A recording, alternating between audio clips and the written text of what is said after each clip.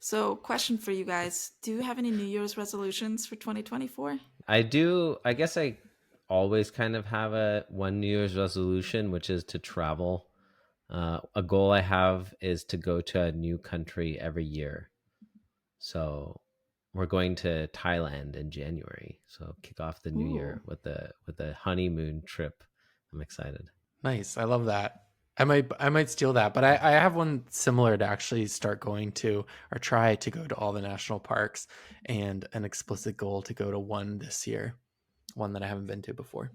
This year, I had set a goal of just exercising 100 times. Oh wow. Just 100 times. Just like approximately once every 3.5 days, do something that counts as exercise.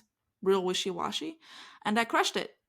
I did it like 111 times or something. So I think Nice, I'm going to do Andy. that again because it was a really low pressure, like, do whatever. Just do it 100 times. And my little planner, I use a Hobonichi planner, has a sheet called the 100 where you just get to count something 100 times. So I was like, moving my body 100 times. Nice. Nice. That's a lot. I think 100 times.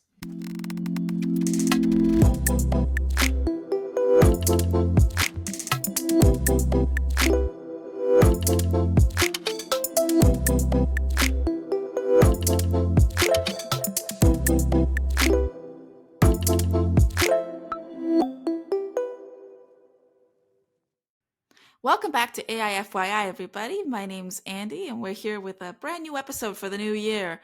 How to lose 50 pounds with ChatGPT. What are we going to be covering, Kieran? This is one of our two-part feature episode. Last time we talked about mental health and AI, and today we're going to be talking about fitness, exercise, and diet, and how AI has been playing a part in our applications. Maybe we start by talking about dieting a little bit. Yeah, so when we started researching this episode, Kieran and I split up diet and fitness because obviously there's a lot of people with weight loss goals in the new year. As the girl of the three of us, I feel like I should have covered dieting because Lord knows I've been on my share of diets. Diets just ruin women's lives as far as I can tell. So I started researching about AI diet apps because I know that I've heard some radio app ads for the app Loom saying they have AI generated weight loss plans. And I was like, I thought Loom's goal was to get everybody to eat like 1,200 calories.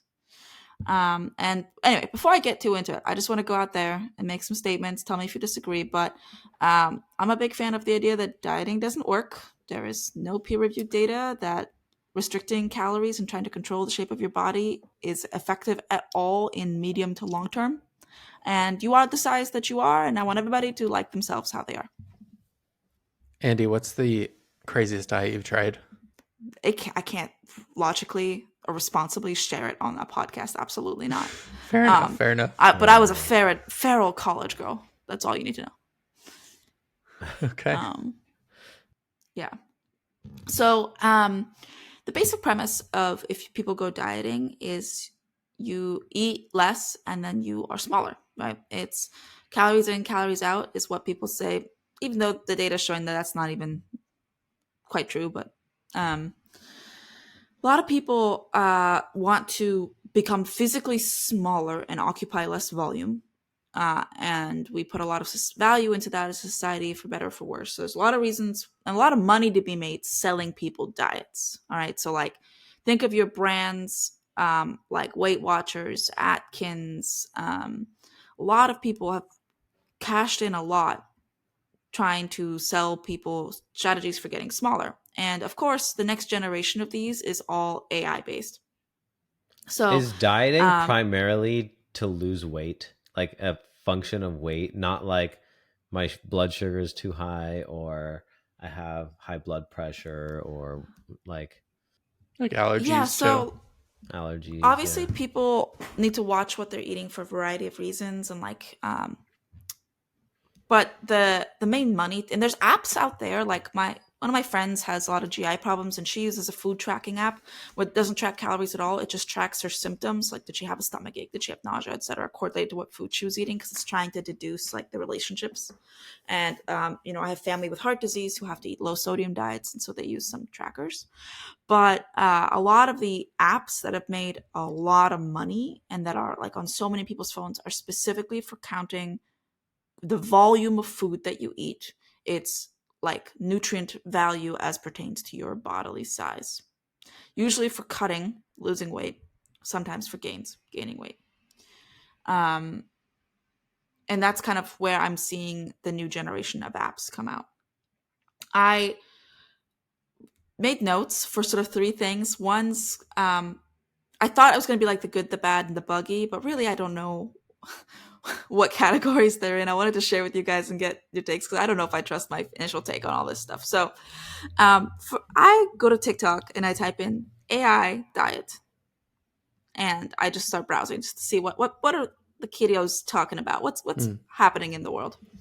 And the first thing I found that I thought was really fascinating was people using AI photo editing apps to Photoshop themselves at different body weights as motivation for their weight loss plans. That's very interesting. That's almost like when we were talking about art therapy in our other episode. It's sort of like vision boarding in a way. What did you find out about that practice? So there's an app called Rimini, and they mostly market themselves as like they will give you professional headshots. For better or for worse, one of the things they do whenever they make professional headshots of you is they make you smaller.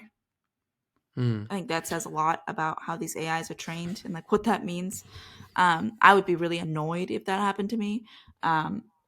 But people are going in and basically like eyeballing what they think they would look like at certain weights.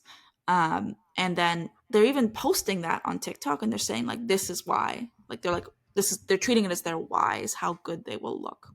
And like, I don't want to poop on anybody who's dieting. Beauty's not everything, but it's not nothing either. Like, it's your body, do whatever you want. But like, I think that was just a really creative use of the technology. And I'm sure that the people who made Rimini probably weren't thinking like, oh, I'm out to set out a diet motivation and weight loss motivation app. But that seems to be one of like the leading use cases when I was searching this of their application was people trying on different clothes and trying on different sizes for themselves as motivation. So I thought that was relatively harmless. I wish that the app didn't make people slightly lighter skinned and slightly skinnier every time it made them professional. I think that's, hot bullshit. It is very interesting that this use case or this way to use AI arose from something that like didn't intend this to be its goal. And it speaks to like what we really want for ourselves, like in our hearts or like inside of us, like that so many people just want to see themselves skinnier, that like they find a way to do it by using this tool that isn't meant to do that, assuming that's why people are using it. I mean, we're making a couple assumptions here, but it's fascinating. I mean, they have like all those filters on like every, camera app, right? Is like, oh, the skinny filter, the like That's true. Better sexy skin filter, the whatever. Mm-hmm. Like, I think it's so deeply ingrained into our existence at this point that I mean, I find it kind of sad and disappointing that we put so much emphasis on that. But, I think everyone does have their own motivations to do things, and it's like, do what you want to do. But I think it is scary that so much is being controlled now by features and applications and not like my existence in the real world. There's also a lot of like, when you record videos, like for example, Zoom, if you're on Zoom, has a beauty filter. Why Zoom has a beauty filter, I don't know. I recently had a dermatological procedure that left little burns on my face, so I turned that beauty filter all the way up to 11. Like I needed it, but that's kind of weird. And then, you've got makeup influencers on TikTok trying to sell you foundation and telling you how it changes the texture of your skin, but they've got a filter on that changes the texture of their skin. So lots of AI applications as pertains to the human body that are off topic for this episode. But I thought it was really interesting. That was some of the first things you'll pop up if you type in AI weight loss. You'll see people basically photoshopping themselves. I use that as a verb, not a brand name, into different sized bodies to see what would happen. Brings the idea of catfishing to a whole new level. That's all I'll say about God. that. So I thought that was, like I said, fairly harmless. Would you agree? It's people putting in their own picture. Yeah, I mean, I think from a data privacy, that's what like that's totally fine. I think from a mental health perspective, potentially a little different. I agree. We hope for a world where people are fine with the way they look, but it's not the case. Yeah, even if not fine with the way you look, don't be obsessive over it. Like there's lots of stuff. There's 8 billion of us, and there's about 8 billion problems on Earth. Pick something, go fix it. Don't be so self-centered. But that's my Eastern European coming out. I'm sorry. So I thought that was interesting. Go ahead. Also, the design perspective, like designers always say, the user's never the problem. It's never the user's fault. And this is an interesting like perspective to put on this. Is like there are folks out there making products that are solving a user's problem, even though we wish the user felt differently. I don't know, maybe there's a solution in not trying to fix the people and what they desire for themselves, but instead make technology that adapts to them. Yeah, that's like a much harder app to design and deliver, because then you have to like actually understand like at a much deeper level like what people are trying to really do. It's also, but I think I don't think any app can change culture, right? The reason people want to be skinny is because we put a lot of value into being skinny. White people who are skinny have better economic outcomes. They've got better social outcomes. Like you can't, no app, no AI can change that until we as a culture change that. That's a great point. Is it inherent in us to want to be more beautiful, or is it a symptom of it? It's not to be more beautiful. I'm going to contest that. I know to be more, but to fit a particular ideal that we've shaped. What if there was a video calling service application that randomized your image for the people on the screen? So I would look totally different, and it was like the voice would be different, the look would be different, and every time it was just totally random, and it was explicit, right? Like you knew that this isn't what those people look like, but you're just like, we have things that we need to get done, and we're just doing those things. Isn't this one of the like billion dating app things on Netflix dating shows? Love is Blind does this. There's the one where like people get put into like animal makeup and they have to date. Oh wow! Or an animal makeup, monster makeup. It also seems like a Black Mirror episode. Yeah, or Shallow Hal. This is Shallow Hal. Oh yeah, Shallow Hal. Yeah. God, Inner Beauty.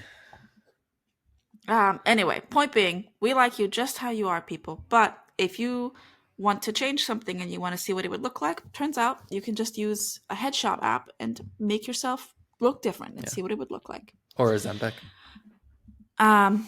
Yeah. Let's not get into that. That's catty. That's so catty, Joe. Gosh, everybody, you're meeting Joe as he is when he's not on the podcast.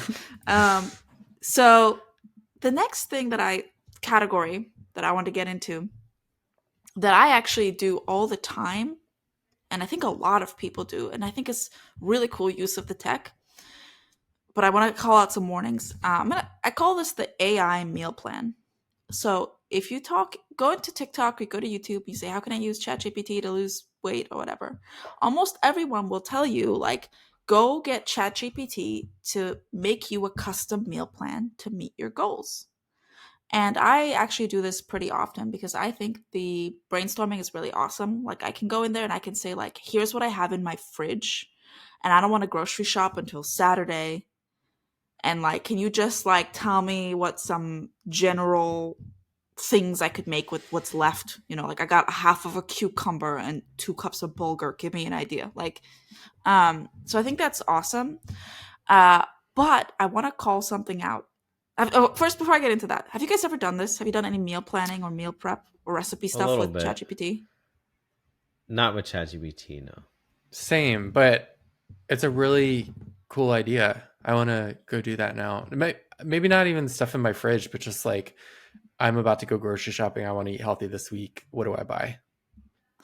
Yeah. On the platform that I've been building, Verta AI, we have these things called starter kits. So you can like build an LLM app start to finish and build your own custom Streamlit app. And one of the starter kits we have for people to test is build a meal planner. And we let people like basically like we pre-write them prompts where they can input like what's the size of your family, what are the dietary restrictions, what are your cuisine preferences, and then they can pick which LLM they want to serve and modify the prompt slightly for themselves. To make themselves a little app where they can put in those variables and it spits out a meal plan. Oh, So if you want to build your own meal plan UI, check out my little company. You can find it on our website. But highly recommend it. It's really fun. My public service announcement is don't trust the math. So let's say you are trying to do a really calorie restricted diet or macro restricted diet, where you're like, you want to eat X many grams of protein. Unless you explicitly tell the LLM to do so, it's just going to start writing. And at the end, it's going to add, if you add up the numbers, it's not going to add up to the total that you want. I forget what I was doing. It wasn't meal planning, but it was something else where I was trying to get it to like make 200 of something. And it kept giving me like 140 or 260 when you actually add it up. Yeah. So, use this as a brainstorming tool, use this as an ideation tool, but just know that like don't trust it to get the math right. If you want to make sure that's doing the math, go ahead, Joe. Oh, just blanket rule. LLMs, generative AI, they don't know how to do math. It's not a yeah, and this concept is they have. actually an example of a limitation of why why it's not actually general AI, right? Because Yeah. it might understand like the concept of numbers and like, oh, this is a number, right? It can categorize, but then to contextualize that like there's numbers going on here and I need to use like actual math that has rules to determine the outcome of whatever I'm trying to add or subtract or whatever, right? It doesn't have that ability to make that connection and contextualize that like this is a math problem and there's simple rules that I need to follow. It's just like trying to generate text, right, and like create something that you based on what you've asked it. So Um, One of the ways you could try to play with this to make it more accurate for yourself is something called chain of thought prompting. Joe, Kieran, do you guys need me to explain this? Should I explain this? I never heard of it. yeah. What is it? So, chain of thought prompting is basically you can sometimes get LLMs like ChatGPT, large language models, to perform better by telling it how you would solve that problem, essentially. So, you can say, like, I'm making a meal plan. First, look at the ingredients. Second, break it into 3 meals over 7 days. Third, add up the calories of each item and give me the total. Then, change the plan to make sure it's enough calories and then re-add up the calories and give me the new total. And by telling it to take it step by step, it'll actually, when you have something that's a bit more deterministic, um, it's more accurate. Mm-hmm. Interesting. Still gets it wrong sometimes, but you can get it to be more accurate. Yeah. Some LLMs out there have performance improvements, even if you just say like what it is. Like if you start by saying you are a nutritionist, make me a meal plan, it will perform better than saying it's a general person. Yeah, and for this particular just use case, like some people were also doing this with exercise plans, and I actually did this with a running plan for me earlier this year because I used to run a lot and then I like broke my foot and I was like trying to get back into running a little bit, but I wanted to like go even slower than any reasonable person would ever write up a detailed plan. I was like split getting back to a mile into like the tiniest little baby steps. And I could keep asking ChatGPT, like, nope, make smaller steps, and get something really discrete. So I think it's a super awesome tool. I mean, you can get access to GPT 3.5 for free, I believe. This can give you something customized. that would maybe have been unavailable to you, that feels like you got a custom plan from a nutritionist or a trainer or a coach, and that's something you can go back and modify, and you can fuss with it however much you want. So I think that's really awesome. But again, I just caution people, do not trust the math. So I actually have an example that I just did also if I can share my screen. Yeah. So if you're watching the video, this is the first time I'm trying this. We'll see if you can see this. For everyone else, we can talk through it. So this is a prompt I created on ChatGPT. If you're looking at my left screen, ignore it. I only come to ChatGPT to try random things that I thought of. So, and also you shouldn't have called it out. Well, you will blur that out in the video. It says some wild stuff in there, everybody. There's some really, truly heinous things, Kieran. Can't believe you share your screen like that. God, it says things like, plan my honeymoon. Okay, I'm going to read Kieran's prompt. Give me a running and diet plan. Use the following criteria. I'm currently run 2 miles maximum. I want to be able to run 13 miles. I am such and such pounds. I want to gain such and such pounds. I want to improve my VO2 max. I cannot eat shellfish. I did not know that about you. Give me a running and diet plan over 3 months. Yeah. What do you think of the plan it made? I mean, so I've actually done a lot of I've taken exercise classes, weightlifting classes. So I've done like a fair amount of personal fitness. So while I'm not an expert, I'll say I have a fairly decent understanding of my body and what I can do and how it responds to different training programs. And looking at this for me, based on the inputs that I gave it, is a pretty solid workout plan, right? It's week 1 to 4, building endurance, and it has each day of those weeks, what do you do? Week 5 to 8, increasing mileage. Week 9 to 12, preparing for 13 miles, right? So this is me putting a couple, criteria in, trying to get a prompt or trying to get a workout plan to how do I get to run 13 miles at a time. And does that say run 50 miles while eating a bucket of shrimp? No, I'm just kidding. Just kidding. And so yeah, I mean, it's pretty solid. And if I did this plan rigorously, I am pretty confident I would be able to run 13 miles. And what I really like about this, it's not like an article, right? For example, it tells you run a long run, but right now you could send another message being what is a long run? What do I need to know to be successful at long runs? And it'll just keep answering your questions forever. It's patient. Yeah. Yeah. And then there's a diet plan, and it's I indicated that I want to gain weight, which is actually something that I saw in another app, which was interesting. But I want to gain weight, so it talks about having a caloric surplus, protein, carbs, etc. Again, I'm sure I could prompt this to give me a day by day breakdown. So it gives me a sample meal plan, and it says breakfast, scrambled eggs, Greek yogurt with berries, lunch, grilled chicken, some nuts, dinner, salmon, sweet potatoes, and then some snacks. It's really white people food. It is, right? But again, because I'm talking to this thing and I'm prompting it, I could say, give me a diet of Mexican food, or give me a diet with more chicken and less beef. You can go as deep as you want, with this, which is really cool. And there's so many thoughts I have on diet and exercise and applications in AI right now. But this is essentially has solved whatever problem you might need when it comes to diet and fitness. Well, hold on. Until ChatGPT can meet me at the field at 5, and I think I don't want to disappoint ChatGPT, I better get out of bed and jog on over there. It has not solved the problems I have. So that is the buggy here, which is really interesting. At least in my research, humans are the problem to our own fitness and diet and health, not the tools that we have at our disposal.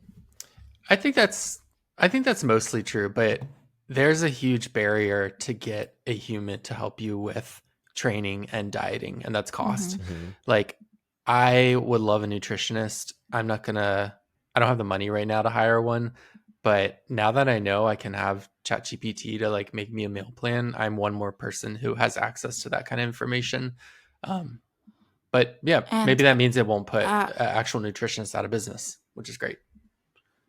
what I also really liked is I made myself this like exercise plan for getting back into running, but I told it like I really don't want to run more than 1 or 2 days a week because I've got my yoga practice and I got other stuff and like time is limited and it's not I don't know, like I would feel kind of embarrassed trying to tell like a running coach that I want to get serious about my running again, but also I only want to run 1 day a week. But I don't feel that shame telling that to ChatGPT.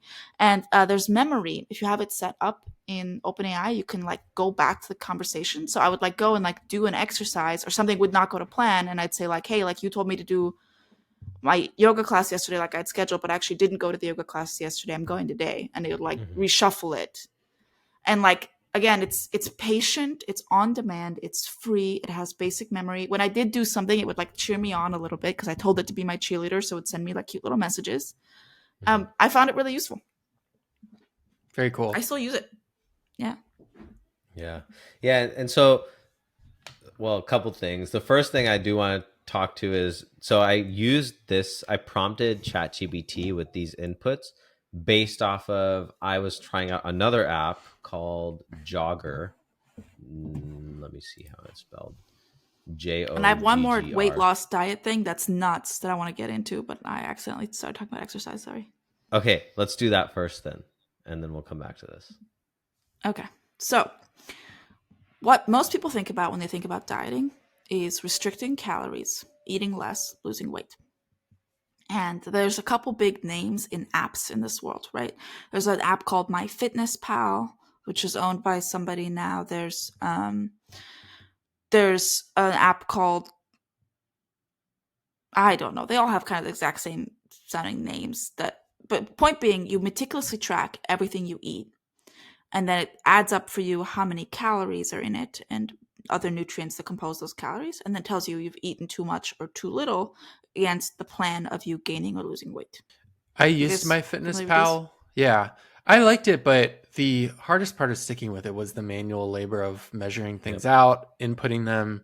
Like that's sort of the problem I need solving is like, can it know what I take out of my fridge and like put it in there? Yeah. Yeah. Yeah, So I that's rigorously exactly tried what to people. track it and I paid for a year subscription because I was like, I'm Oh gonna my do god. this. I paid for a year subscription, and then I got like 6 days into it, and I was like, this is so annoying. I'm not gonna do this anymore. Uh, Yeah, I fully. That's too much for me at this point in my life. I'm over counting It's calories, too but much. there's a whole bunch of apps coming out right now, and I'm going to deep dive into one of them that basically try to solve the problem you guys have, which is you want to do this, but like who's going to like scan the barcode and weigh everything to get an accurate measure, right? If you're lucky that Um, there is a barcode. That was like the only thing that made it like significantly easier is barcode scanning. mhm. yeah. So there's these apps coming out when you search AI dieting and TikTok or other platforms that the whole premise of them is you make your plate of food, you take a picture, you eat it, and your calories are tracked. Cool, Very in cool. theory, right? Yeah. I'm about to roast this poor little startup. I'm sorry, folks. If you're listening to this, no beef, no shade, just holding up a mirror to you. The one that I went going deep on because they're paying for advertisement on TikTok is a company called Snap Calorie. And the first thing I did is I went to their website, which has like almost nothing on it because they're a mobile first company. They got a blanket website for SEO. And the first thing I wrote in my notes is, the fuck is wrong with their blog?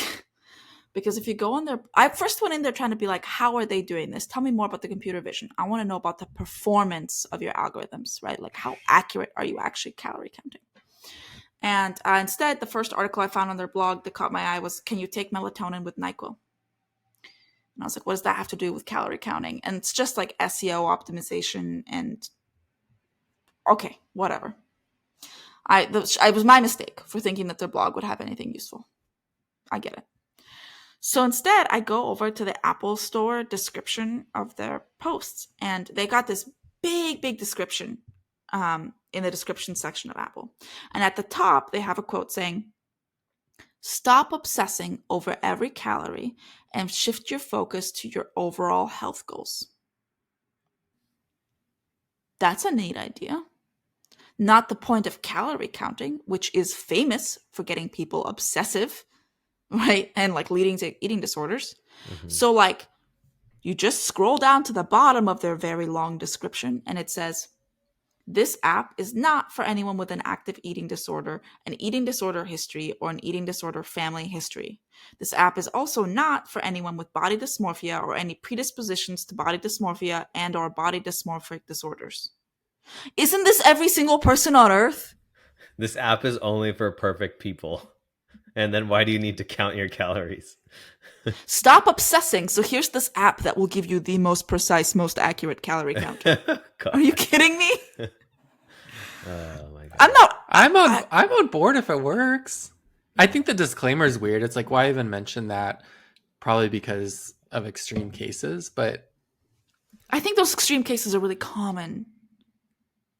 yeah. Really common. Yeah, it's also like So- ranges, right? Like body dysmorphia could range from like my feet are too small to like, some way more intense things. So Right. yeah, I don't know.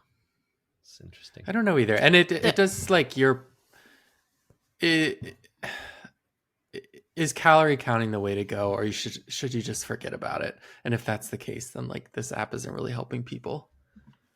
Yeah, I mean, again, shout out to the folks at one of my favorite podcasts, Maintenance Phase, Aubrey and Michael. If you guys could become our podcast mentors, fairy godmothers, please adopt us. We would love that. But there's no data that dieting works. People still do it. You can do whatever you want. It's your body. But we're data-oriented people. It doesn't work. I had a doctor who told me that I should aim to have like a third of my plate be green, which was interesting advice because it was very broad and like just sort of a general, like just make sure a third of the plate is green with every meal. Maybe this app would be more useful with something like that. Well, like one of my health things is I like to eat a lot of vegetables. And if you've been to my dinner parties, you'll notice that like I try to make sure that like more than half of the plate is mostly plants. To me, that seems anyway. You know what? We don't need me to get on a little podium and talk about just eat a lot of vegetables and you won't have room for chicken. But that's that's not useful.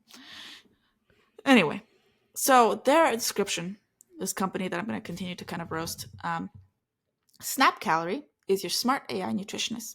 Ask questions and get immediate coaching and feedback from our AI model. Use our photo calorie counter to log a meal in seconds and get an accurate estimate of calories, macros, and micronutrients. We leverage modern AI along with human supervision to make expert-level guidance accessible to everyone. So, highlights, lowlights. You guys probably immediately thought of the same ones that I did. Well, Share. It's not actual AI. It's just humans labeling data as it comes in. possibly, yeah. My two thoughts on it are okay. Well, first, Andy, I noticed on their website that they claim it's twice the accuracy of someone who's doing calorie counting manually. So that's interesting. I'd love to see the numbers. The second thing I've is got the numbers. Good. There's a bowl of soup on their website, and I'm like, how do you know? I don't think computer vision is that good that you can't tell me there isn't like half a stick of butter in the soup versus no butter. Like, it's soup. Yeah. Like they don't know what's in the soup. Anyways. Unless they watched you make the soup. Well, that's true. So, like, I thought the fact that they say we leverage modern AI along with human supervision to make expert level guidance, like they're doing human in the loop, which we're big fans of, right? We think that humans regularly augmenting AI, QAing it, it's good. And we should mention we worked with customers that had a product that you could put food into and it would detect the food and then understand how long to cook it for. Is that right? Yeah, the oven people. The oven people. And Forgot that's about similar. them. Like they were confident they could look at a plate and understand well enough what's on it to know how long to cook it. Did they ever actually get anywhere with that? Yeah, you can buy one. Oh wow. I don't know how Optimal well the cooking. AI is, but I'm sure I can tell you if it's burning. So they also, I was digging around and their stuff's not, they're fairly newly launched. I found their Crunch, not Crunchbase, Yeah, Crunchbase. TechCrunch. TechCrunch articles and stuff. So they launched in June of this year, 2023. But basically, they looks like they every single prediction they also have human verified currently, which I think is the responsible way to launch this. But even for their whole premise is that people are bad at eyeballing how many Excuse me. calories are in something, but no one's going to have the patience to weigh everything. Mhm. And then that nutritionists are better than normal people, and that the AI model is better than the nutritionists.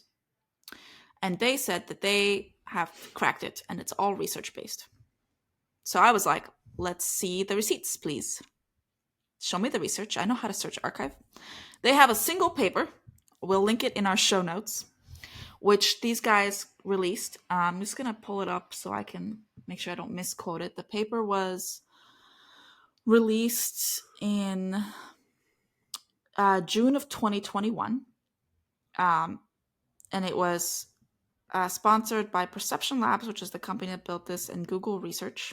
So some of the employees there worked at Google. And essentially, the paper describes a process by which they're estimating food volume and food contents using two streams of data. They built a data set that could be used to train a multitask model that can do this performance. So I'm going to go through this hopefully pretty clearly so people understand. Your phone, most phones, have just a camera on them.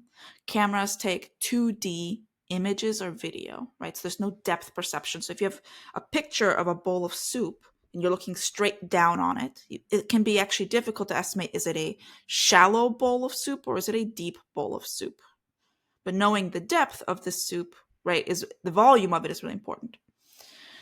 They built a data set where they had a buffet. I'm guessing it was at Google. And they would add items to a plate and weigh them. So they knew exactly how much was on there by weight. And take top down and side camera views, as well as LiDAR sensing. Mm-hmm. And the paper is about them building a training data set that was then able to predict total calories, mass in grams, fat grams, carb grams, and protein grams, as well as detect the ingredients. Is that to say the research involved a lot more sensors than just a single camera photo? Not quite. I'll explain in a second because I got surprised by something. There's a picture in the paper of like they've got like a plate of food on a scale under like a box with a camera on top. And the food is again really suffering from white people-itis. So the data set they built has egg whites, chicken, scrambled egg, just olives. And they have a architecture of the multitask learning stuff. A multitask that basically they have the 2D image, they put it through a feature map, and they end up calculating in calorie, mass, fat, carb, protein. I'm getting hungry. Yeah, I know, me too. Yeah.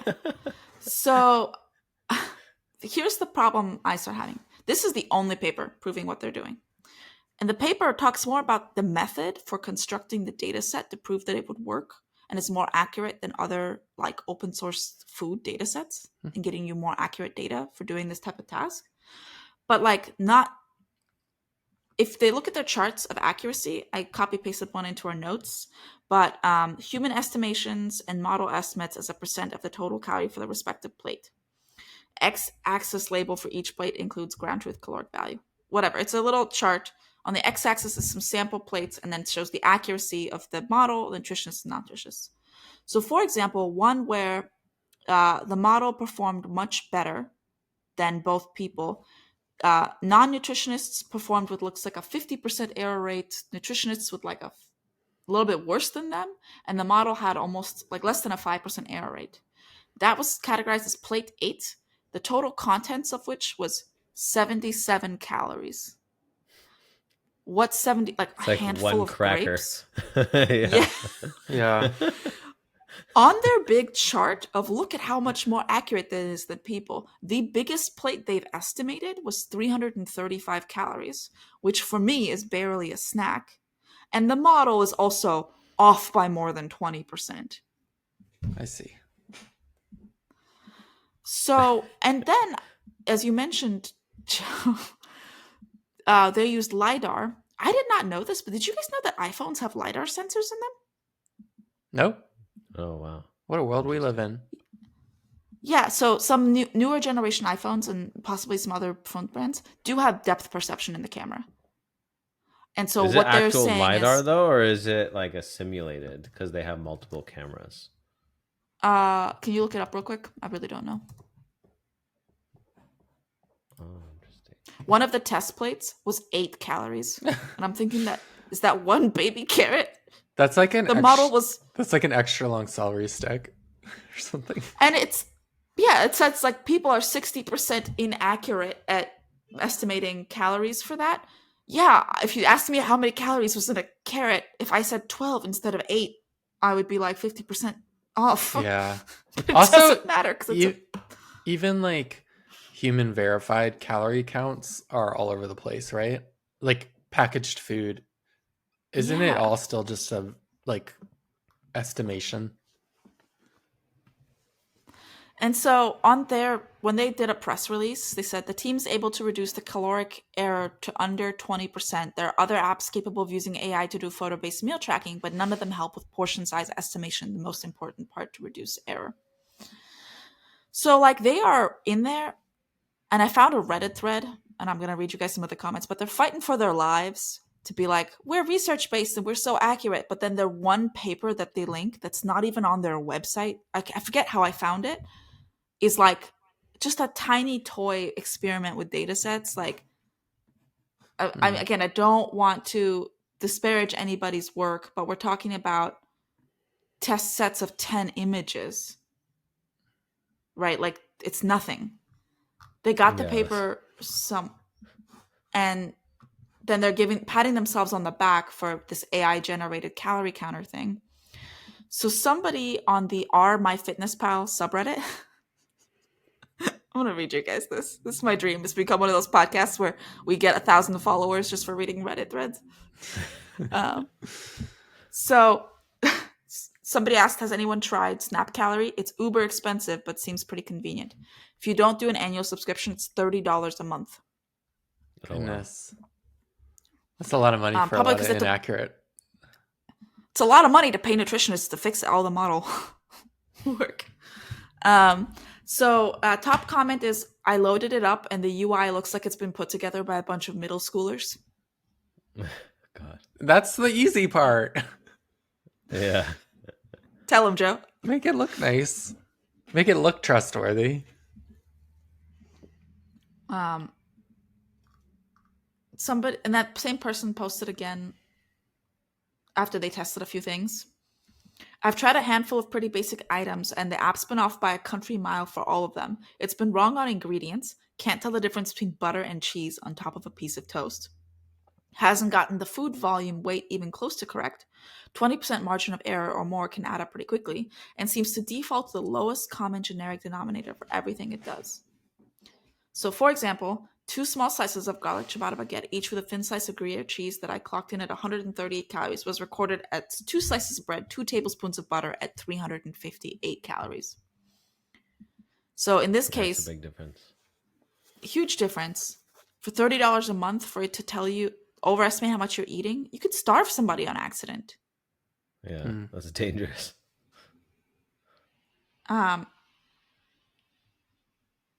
Yeah. So did you figure out, Kieran, whether the phones have real LiDAR?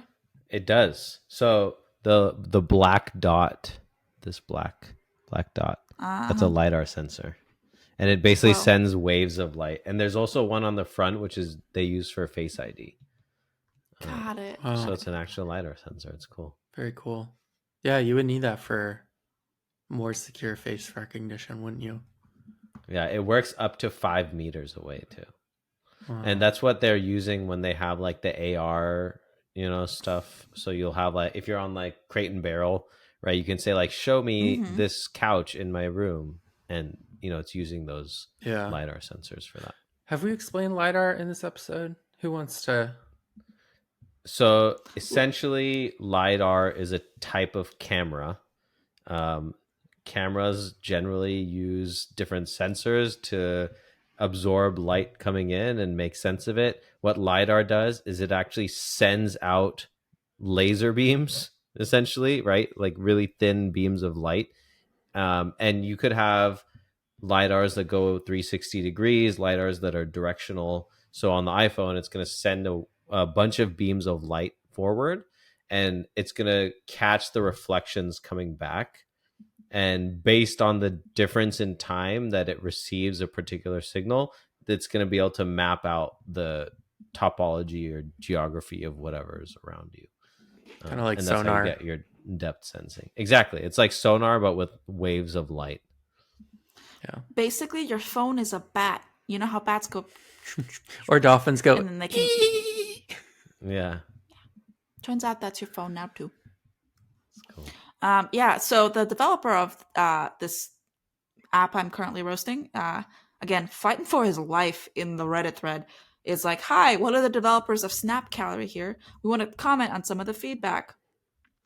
We expect the photo logging to be about 20% error rate on iPhone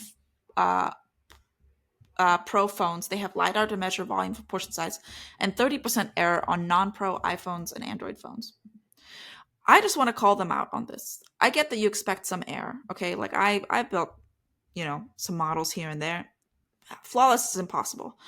If somebody is heavily restricting calories, let's say they're already one of the people vulnerable to eating disorders, all right, who might really be interested in accuracy, and have, control issues over their food.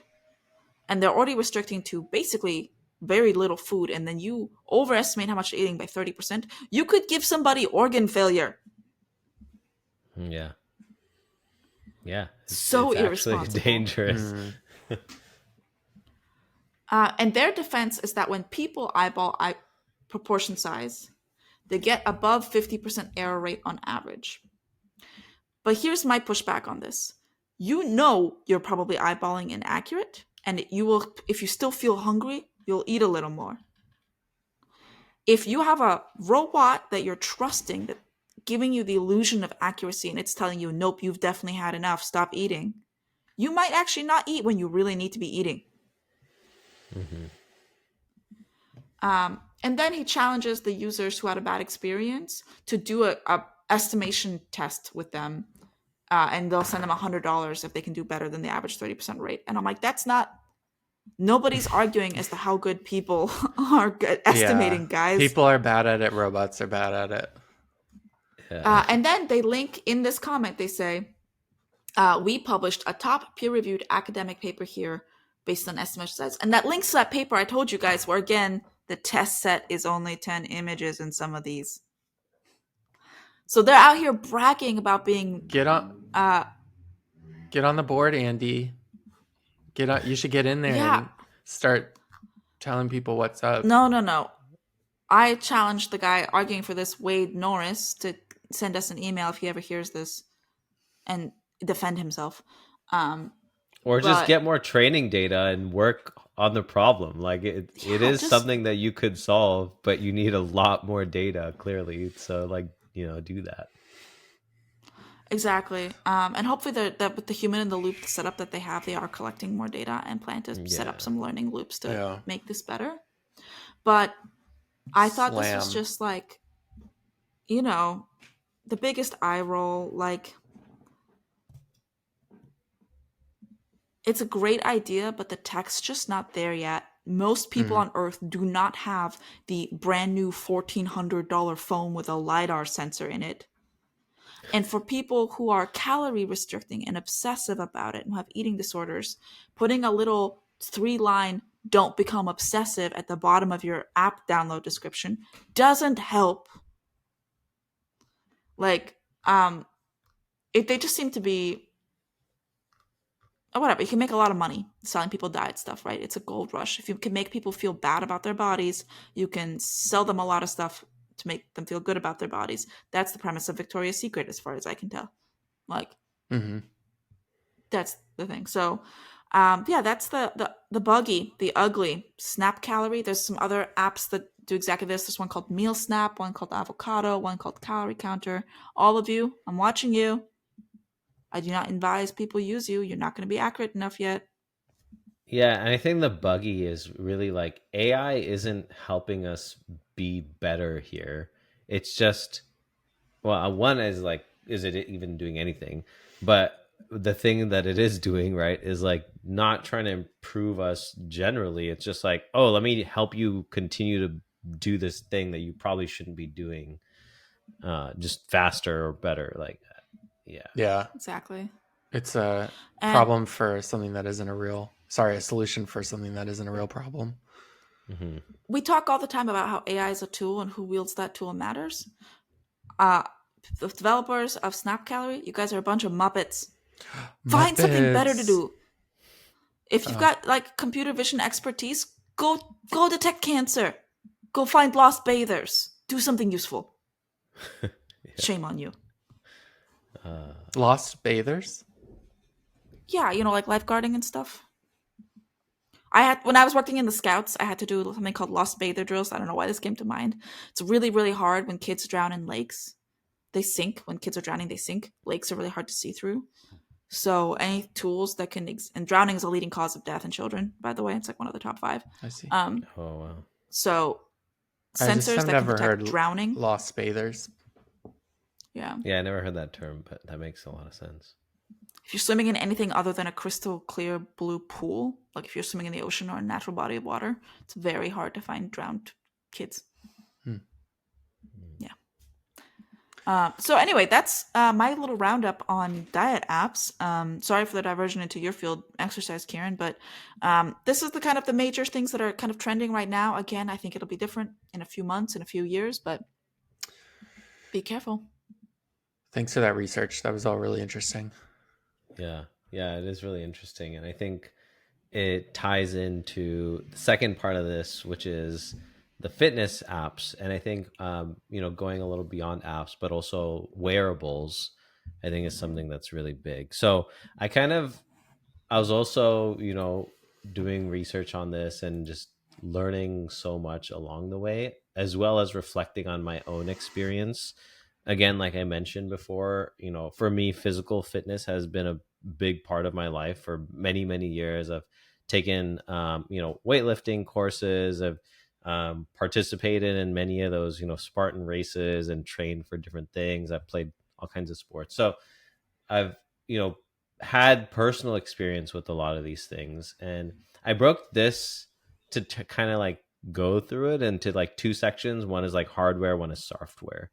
Because I think beyond that, there's so many different ways or segments that we could break it up into. So I think that was, to me, the most sensible. And I think like, starting with hardware, right, is like, these are like wearables, or like, if you've heard of the tonal or mirror, or formerly known as mirror, currently known as Lululemon Studio. But there's a lot of these, devices that were being sold now to help us do different things, track our fitness, track our sleep, track our workouts, give us maybe some motivators. So, the best example I have of this is like Duolingo, which is not a fitness app, but that's the one that I've personally used, that where the motivation actually has helped me to continue using it. And all it basically does is like, you're on a streak, add one more day to your streak, and it like does that. I've never used a fitness app that has successfully motivated me.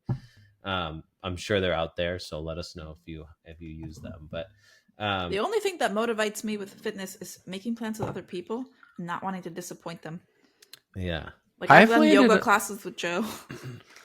Oh yeah, I think that's motivating as well. I do use a fitness app that I don't know if it motivates me, but I think it works really well for me, like logging and understanding like my progress. It's called Fitbod. And I've tried a Fitbod. good amount as well, and this one has really stuck. And Shout out. what is it like? What do you do in that experience? You Are you set like manually logging or yeah? Yeah, you set a few things up in terms of like your goals and your schedule and like what equipment your gym has. And then every time you go to the gym, it gives you a workout that uh, lets you sort of say, yeah, this workout looks good, or like drop this exercise, drop the amount I'm doing it. It'll do like common exercises, like different lifts and stuff. And it will, yeah, it'll sort of like be a system of record for all that you've done. And are those AI generated workouts, or are you able to tell, or maybe yeah? If it's AI, it's probably very simple. I think it's more just kind of like, hey, what muscle group have you like targeted like not recently? Like Hmm. put that one up next. I wouldn't say it's very AI. Yeah, Yeah. yeah, um, yeah. So I think so. Going back to the hardware piece, right? I think there are a couple different pieces. One is like sensors, right? So, I have an Apple Watch and I primarily use it for fitness tracking. And all I really do is there's like a fitness app and you can like indicate the workout that you're doing. And it's like, I'm doing a, you know, traditional strength training or outdoor run or cycling, whatever, right? And then it has some metrics that tracks. And essentially the things it's looking at is like heart rate. It can look at your oxygen levels. It has a ECG, so you can manually do an ECG. Again, with each of these things, there's always the asterisk that this is not medical advice. Like consult a doctor for any actual medical situations or scenarios. So there's like different types of sensors that are used to track fairly basic things like heart rate, oxygen. um, there's things like sleep trackers, which was actually interesting to me, but everything I saw indicates that none of the sleep trackers are particularly accurate. And even knowing whether you are sleeping or not, it's just like really poorly accurate. And so it's generally Wait, like a question about guesstimate. that. So I have a Garmin watch. I use a Garmin Venu watch, Hmm. and I use it for sleep tracking sometimes, and it'll. I thought it was quite accurate. It feels sometimes it tends to give me scores saying like my sleep was poor when actually I feel very well rested, so I don't take it super seriously. Hmm. But if I have periods of like going to the bathroom in the middle of the night or like waking up and rolling over, I feel like it captures that. Hmm. Yeah, and I think those are fairly straightforward events to capture, right? Like pose is really easy to like, am I laying down or standing Mm. up? So it'll use things like that, but it's still like, am I laying down just to like lay in the grass and I'm not sleeping, or am I like laying down and that maybe is like, how long have you been there? So there's like various things that it's looking at to determine Mm. that. But in terms of like accuracy measures, uh, everything is just like it's not particularly you're not like in the 90 percentile of accuracy when you're detecting it. And again, it's like sleep and you do it every day, and it's probably not something that you necessarily need to, unless you need to do like a sleep study, and that's when you need to go in a Mm. lab and they're actually putting electrodes on your brain to like look at your brain while you're sleeping. So we're not anywhere near that level of accuracy. And for this is it definitely seems like more of like a, let me just get a high level understanding of what my sleep looks like. And then it'll look at like your breathing rate based on the oxygen levels in your blood. Mm. It'll look at your oxygen levels. So, and then there'll be like some derived components like heart rate variability. So how quickly is your heart able to change pace, right? So if I've done a workout, how quickly is my body able to get back to a normal heart rate after I stop working out, right? And the more healthy you are, the lower your heart rate variability means it's able to adapt a lot quicker. So these are all derived metrics from those sensors. um, but still, like, none of this is really getting into using AI unless you're starting to actually have some of those drive metrics. And again, like it's a simple math problem, so it's not like AI when you're computing heart rate variability. Right. Did you have No. something? So then there was another one that I saw, Bosch Sensor Tech, and that they're trying to get a much more accurate wearable, but again, using similar types of sensors. Where they're using AI there is to actually make better use of the sensors.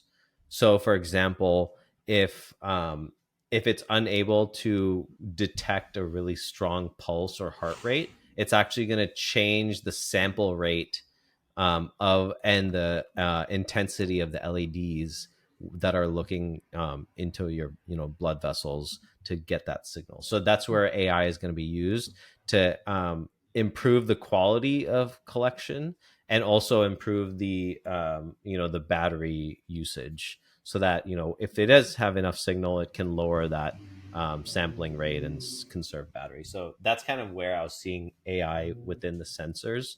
And this computing is done at the edge. So like within the device, they have AI that is making these decisions. So again, you're saving energy on communicating with the server and having to waste battery there. So that's kind of like the extent of sensor research, at least I got into, in terms of like wearables and fitness. I'm sure there's much more, and there's more specialized devices, but if we're talking about just like a general consumer, I think this is kind of the extent. And again, like the Apple Watch or like Fitbit, what is it, Whoop? No. Whoop, yeah. Yeah, Whoop, and like Aura Ring. I think those are like Aura Ring. the big like mainstream wearables. And again, a lot of it is like simple sensors looking at very simple metrics and not doing a whole lot of complicated like AI, at least that I saw. It sounds like they're Uh, very limited by just input data right now, and like the amount of sensors you can fit onto a watch or a ring or whatever. Mm-hmm. But there's been some improvements. So I was an early adopter of like the fancy pedometers. I had this was like circa 2011 maybe. I had the original Fitbit one, which was like the Fitbit that they made as like a little pedometer that clips into your pants, Yeah. like old school.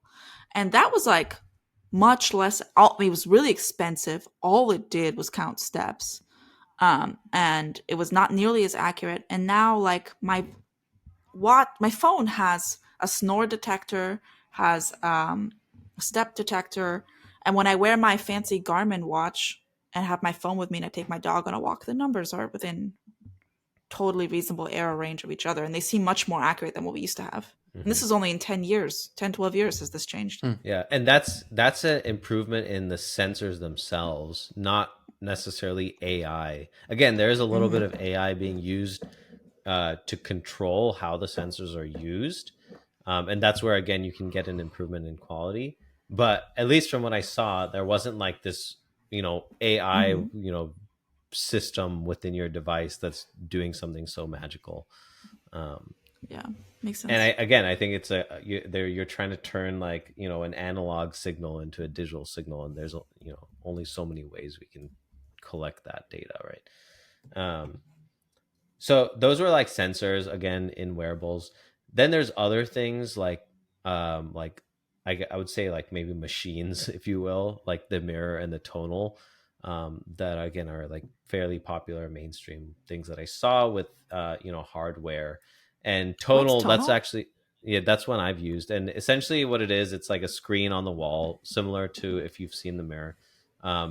And it's just a screen that has these cable pulleys built in, and where it actually uses AI is in controlling the tension on the cables. So it can adjust the weight mid workout. I've used this, my parents have it, and I really didn't like it, because literally like I will be doing an exercise, and mid exercise it will change the weight.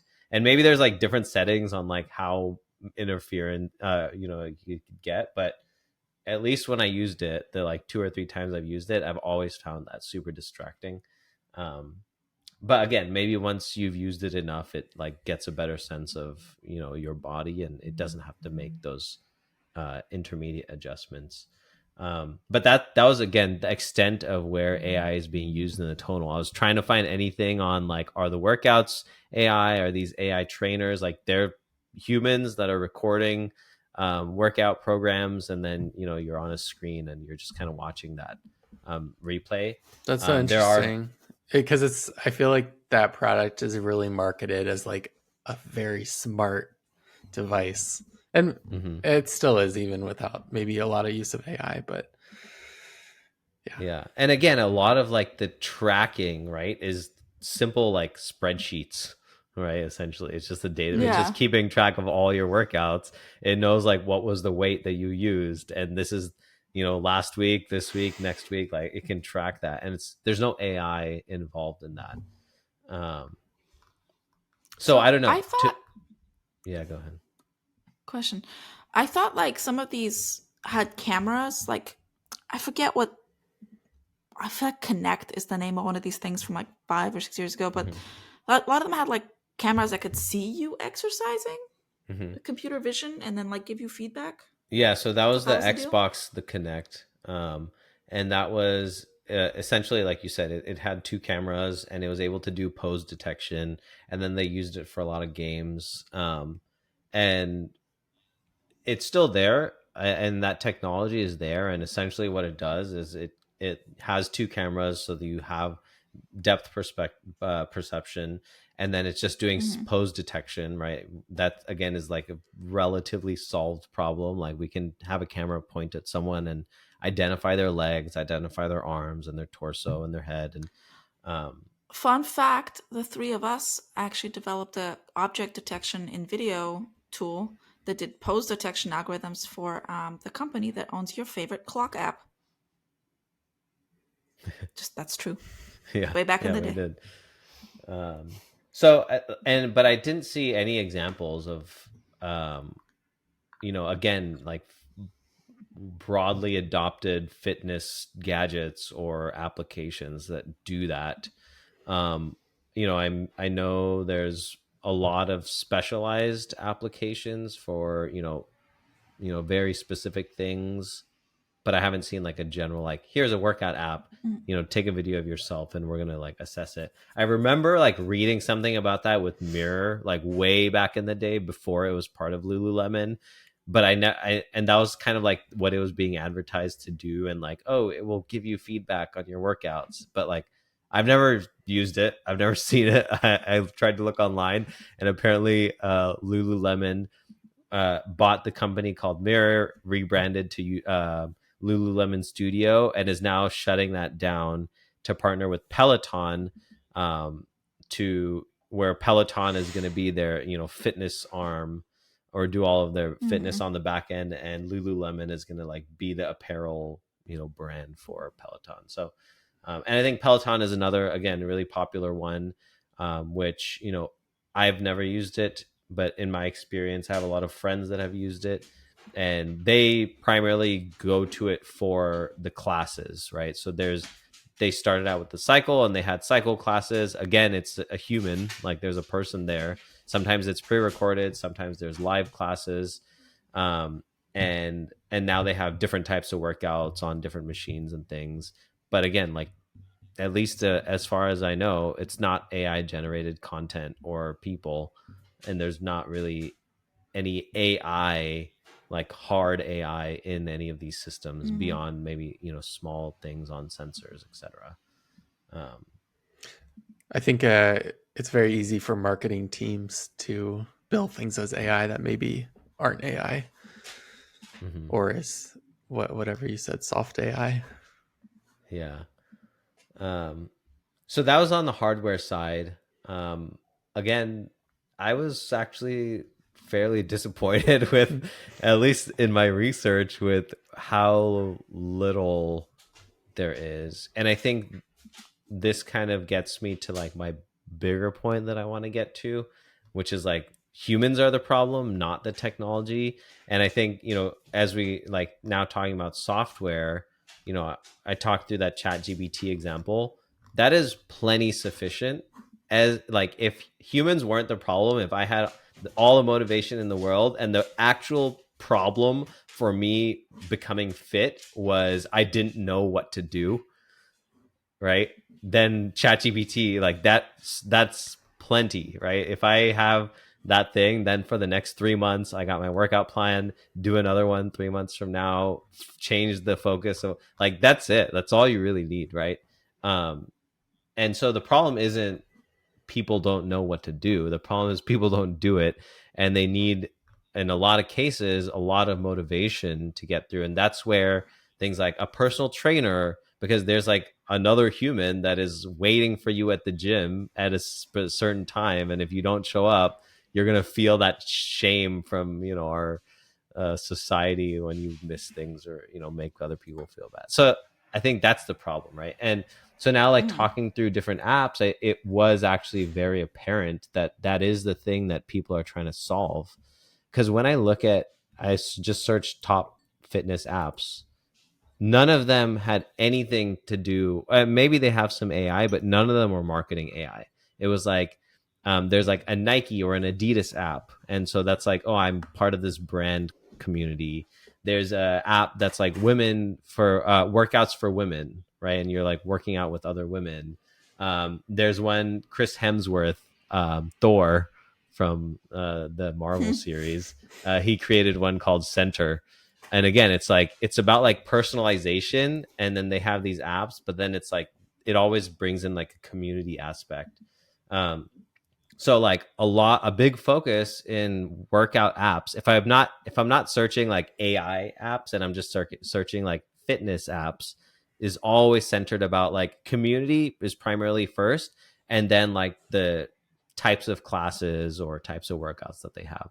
um That's a and very yeah, that's a very interesting takeaway. Actually, the app I mentioned earlier has like a lot of sharing features that are meant to be like, you know, motivate yourself by sharing your workout with your friend who's also doing like whatever on the app. yeah. Well, isn't Strava one of the most popular workout tracking apps? And it's just because it's the workout app for gossips. That's all I know about Strava is like the amount of times. Remember back at Figure Eight, sometimes the engineering guys would sit diagonal from us. So for people who did not work with us, there was the product and design team, and Kieran was the engineer adopted into the product team as our prototyper. And we had like the window spots, and we put the engineers in the cave deep in the spot to code away. And I'd walk over there about 5 times a day to make sure they were doing their jobs and tell them to type faster. And that's exactly what happened. No one can say it didn't. And they would be like talking about who saw what on Strava. Is It that was all about the social aspect. Yeah, is that the running tracking app?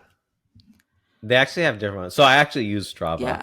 um, and I used it for exactly that, actually. So when I was living in New York, me and my coworker, this was when I was working on my startup, we would all bike into the office, and so we all had each other on Strava, and there were segments of each of our rides that overlapped, and Strava will actually break your ride into segments and tell you like, oh, you had a personal record on this segment today.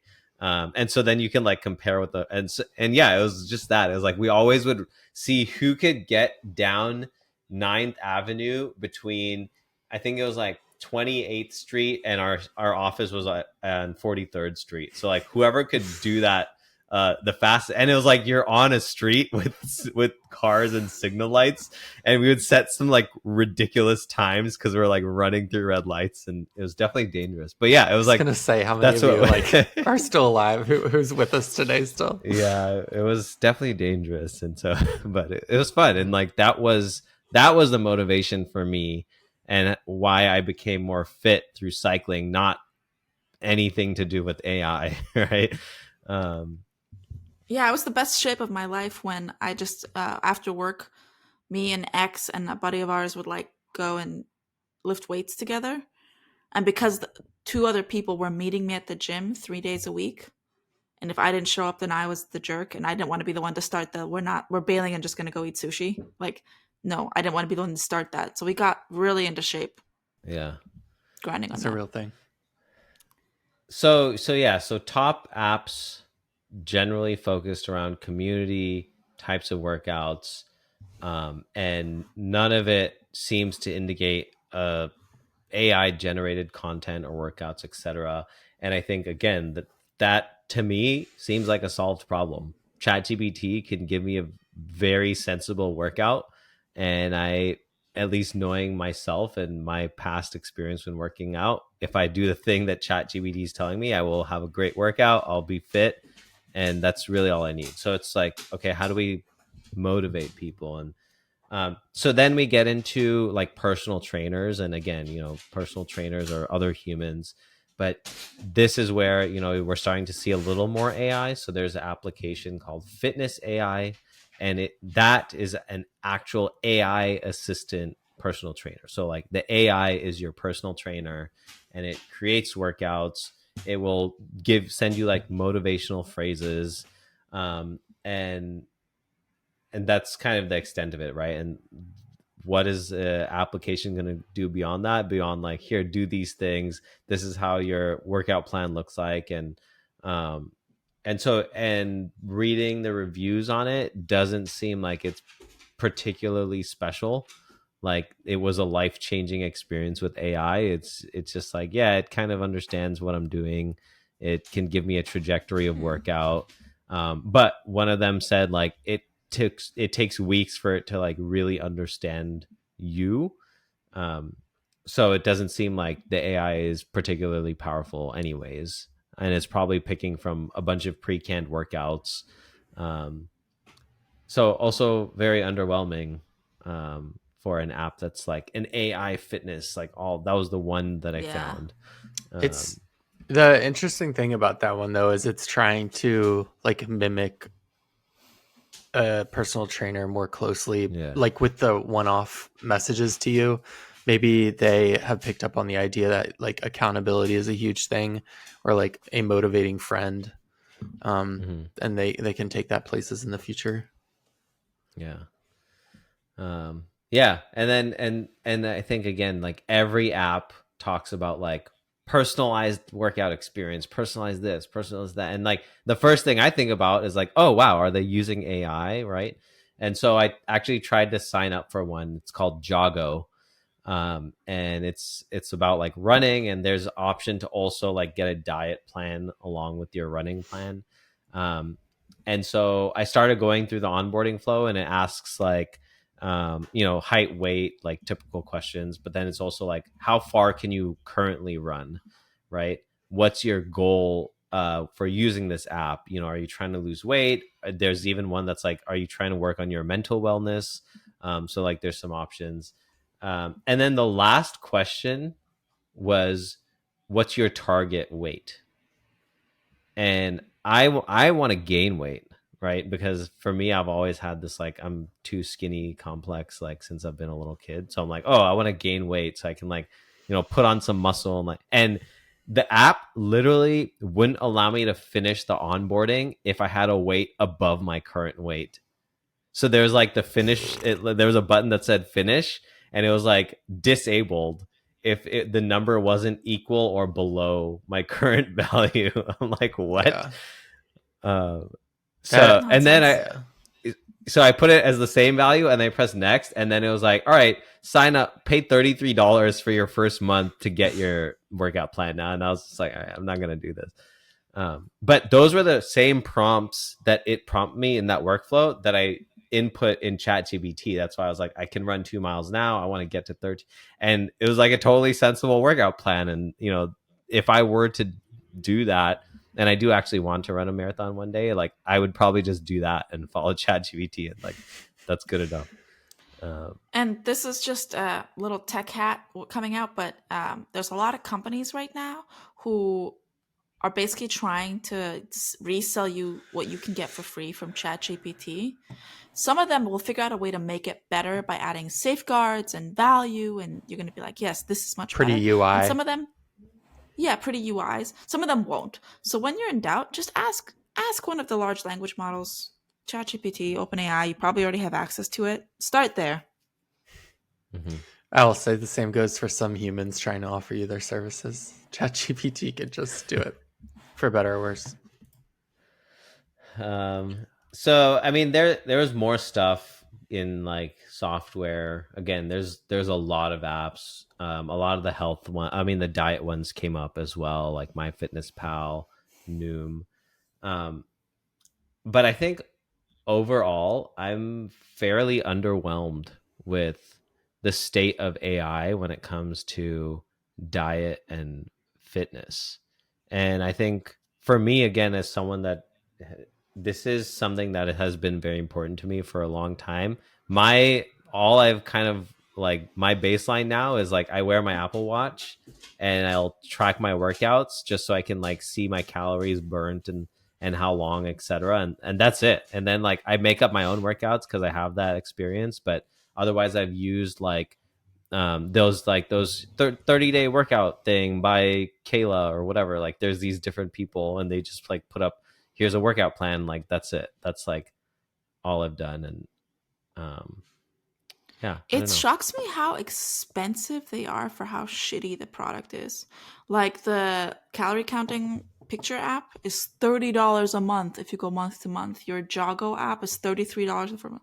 Are you kidding Yeah, me? it's crazy. I mean, you on ChatGPT, you got the exact same stuff basically for free in a second. No onboarding needed.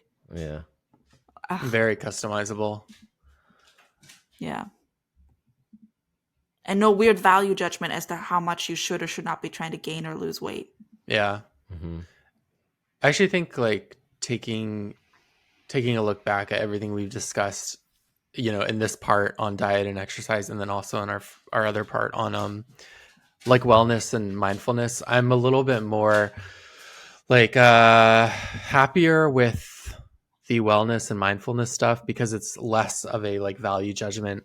It seems more kind of like, let's just get you to understand yourself and to like know yourself better, and you'll grow into a better person that way. Whereas with the diet and exercise stuff, it's like, this is how you should be, or like these are the things you should be caring about that are just a little too prescriptive to be safe or like personalized.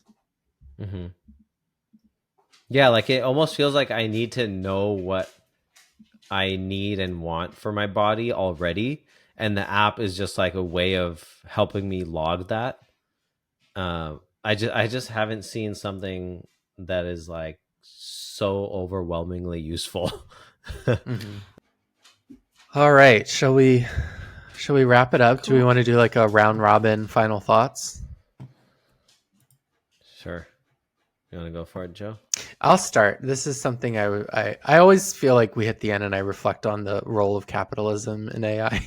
And you know, we may have brought this up when we talked about like dating and stuff, but a lot of these apps, the groups working on AI they sort of have a conflict of interest. They're trying to keep you in the app, but then also they're trying to make you better and more well in order to get you out of the app. So how does that work? And throughout our conversation, I've sort of questioned that a lot with what these apps are doing. Yeah, the technology is nothing mind-bogglingly cool. From what we can tell, the coolest thing that exists so far is the little app you mentioned in the previous episode, Finch, that nags you into being your outdoor buddy, as well as just ChatGPT and LLMs being some conversational and having a wealth of knowledge. That seems to be the two big innovations in health and wellness for 2024.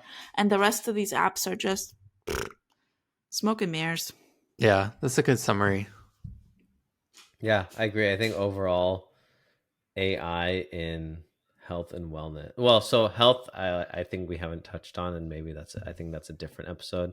But in terms of like wellness, fitness, diet, is fairly underwhelming, and I think the reason is because a lot of it comes down to, in the case of mental health, very open ended goals. I think like be happy can't really be a goal, right? Like so like I think there's open-ended goals. I think on the diet and fitness side, it's more about individuals not behaving the way that they need to be to get to where they want to be. Um, and so it's like, as much, if you don't have, the right AI, or no matter how much AI you have, if you can't change people's behaviors, and maybe that's where something like a AI personal trainer could be helpful, where like the focus is really more on like the motivation behind it to change those behaviors. But I don't see anything that's like AI is gonna be the thing, right? And I think it's clear too, like there's not this one thing that everyone uses.